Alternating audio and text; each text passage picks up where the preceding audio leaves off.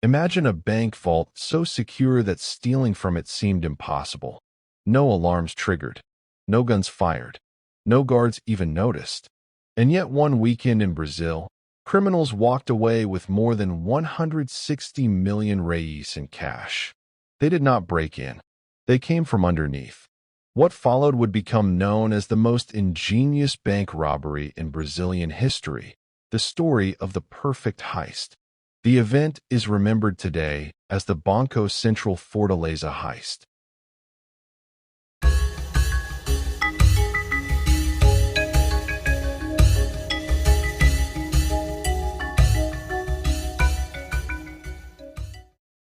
Brazil, 2005. The city of Fortaleza sits along the northeastern coast, full of life, noise, and crowded streets.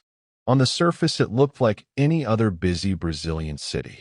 But beneath one quiet neighborhood, a group of criminals was working on something extraordinary. The target was the local branch of Brazil's central bank. This was not an ordinary bank. It stored massive amounts of physical cash that moved through the country's financial system. Inside its reinforced vault were stacks of neatly packed bills worth hundreds of millions. Security was tight. Thick concrete walls, motion detectors, armed guards. Breaking through the vault from the outside would have been nearly impossible. So the criminals decided not to break through at all.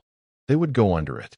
The mastermind behind the operation was believed to be a man named Luiz Fernando Ribeiro, known in criminal circles as someone who thought several moves ahead. Instead of rushing into the robbery, he built a team. Not just thieves, engineers, construction workers, people who knew how to dig. Then they rented a small house about 80 meters away from the bank. From the outside, nothing looked suspicious. The house even had a business sign in front.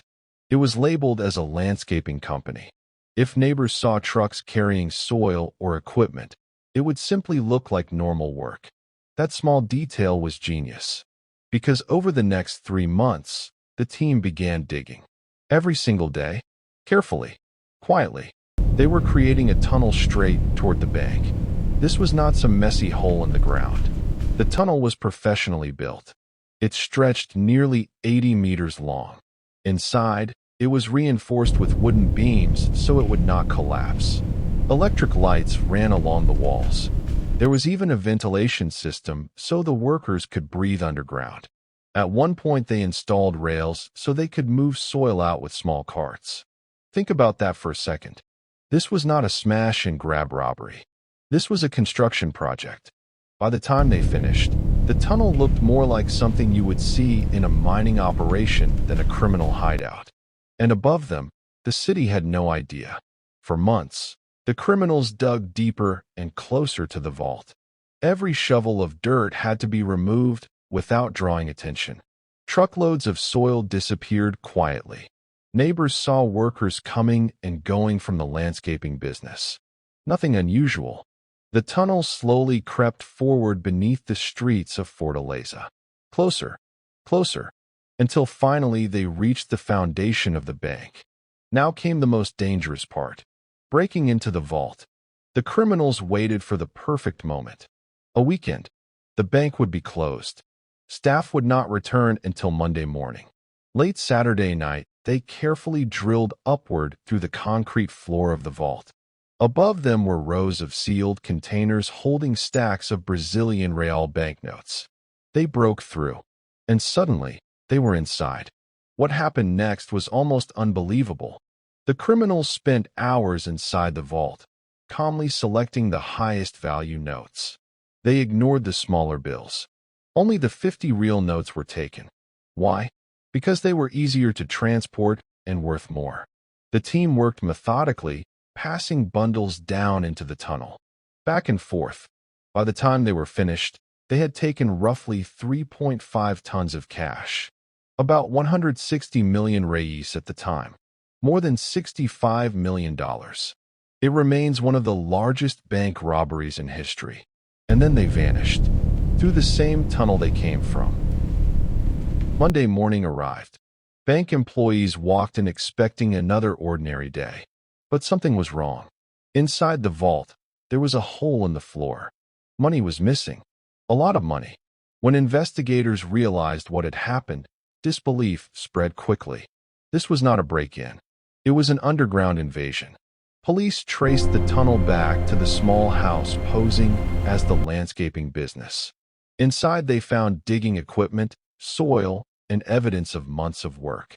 The scale of the operation stunned everyone. It was like discovering a hidden construction site beneath the city. But the criminals were already gone. For a while, it looked like the robbery might truly be the perfect crime.